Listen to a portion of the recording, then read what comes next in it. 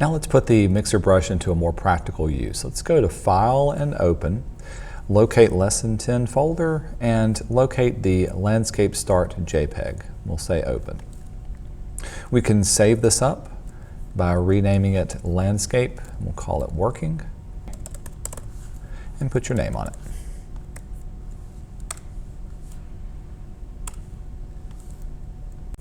In our Panels box, let's drag off the Brushes panel, and I'm going to make it a little bit larger so that we can see the names of everything as well as the listing of everything.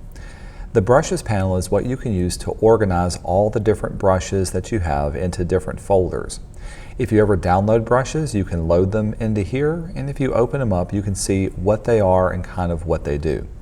Now, the book does give us a set of brushes that we want to add to our folder. So going up to the brush options, let's choose Import Brushes. By default, it's going to go to the Brushes folder that's hidden within Adobe's preset files. What we need to do is to locate lesson number 10 and locate the ABR file that was given to us. When we say Open, notice now it'll add this folder to our design and give us a variety of different brushes that we can now use. Also notice, as they add these, not only can you see an example, the name of it, but also some of these are clearly preset defined brushes for a specific kind of brush. For instance, the mixer brush tool is what's already preset and loaded. Now, if you want to change up any of these brushes and save it as your own preset brush, let's choose the round fan brush as a starting point. With it selected, we can open up our Brush Settings dialog box. All of these brush settings give you the ability to customize how your brush is going to look and feel. So for instance, we've got the brush tip shape selected. Let's set the size of it to be 36 pixels. We're going to set the shape of it to still be a round fan with a bristle setting of 35%, a length setting of 32%, thickness of 2, stiffness of 75%, an angle of 0, and a spacing of 2%.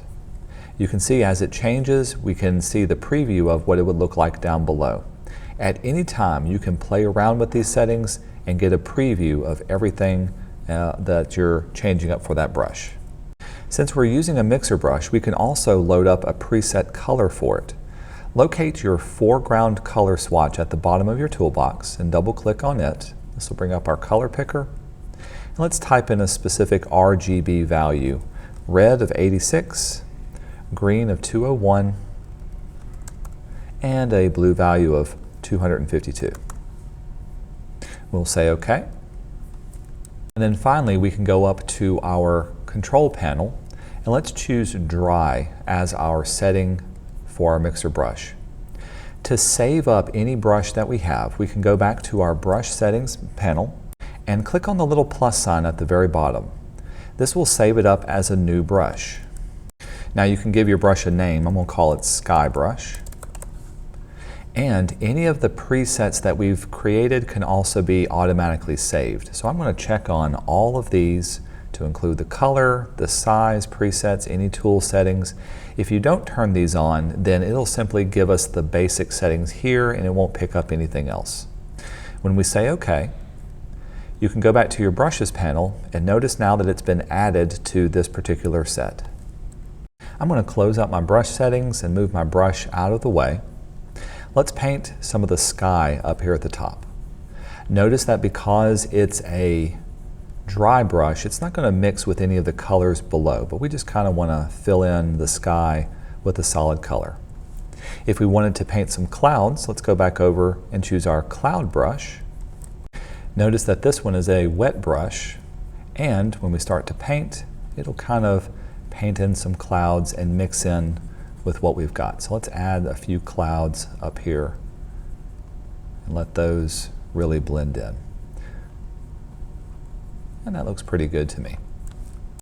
Next, I'm going to zoom in so I can see my tree a little bit better. Let's add some green grass. With this one, we can paint some short vertical strokes underneath here. And you can see because of the shape and texture of the brush, makes it very easy to add some grass textures in this darker area down here. It's picking up on the native colors and it's kind of blending everything in. Zooming out, centering it up, let's use the tree brush to paint and blend in all these colors within the tree.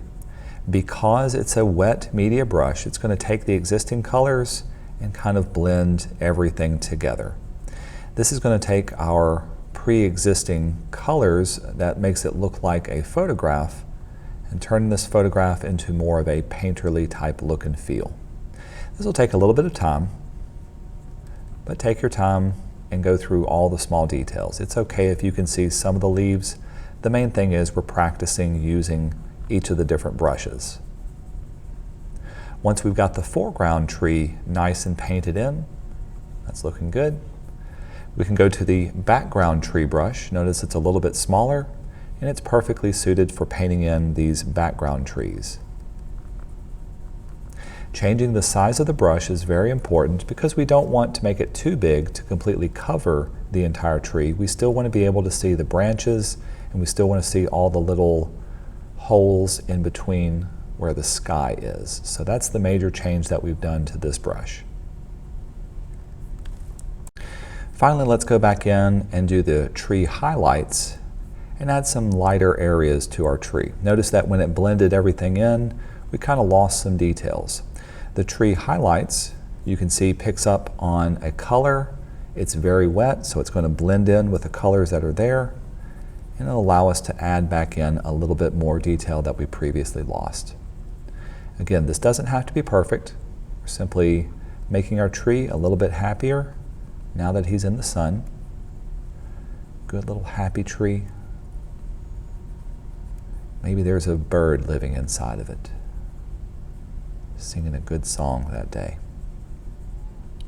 Maybe that bird's learning Photoshop along with us. He wants to be a graphic designer when he grows up. There, that's it. Zoom back out so we can see the entire glorious work. Now let's work on this field. Choose the brown grass brush. You can see how it's also loading up some color and it's going to blend. Let's add some brown grass in the background back here. Out in these fields is where the birds go to get their food. They love finding seeds and bugs and crickets. So we want to give it a nice place to live. We want our birds to be happy. I'm painting short little upward strokes. You can even get that tree trunk, make it look a little bit more like a tree trunk. That's it. And finally, let's work on this foreground grass. Foreground grass brush. It's a little bit bigger. You can see how it really does look like grass. In this case, especially if you go to your brush settings, you can see how the shape of the brush looks like grass blades. I wish growing grass was this easy. But that's okay. We're just going to paint it in, do the best we can. We're going to have fun doing this. This is a fun lesson. There we go. I bet you're doing a fantastic job as well. Take just a moment and enjoy your painting. Once you're finished, let's go up to File and let's save what we're working on. Since we've been working on one layer as a JPEG, everything should be ready to go to save this and upload it to the Canvas page. Thank you and God bless.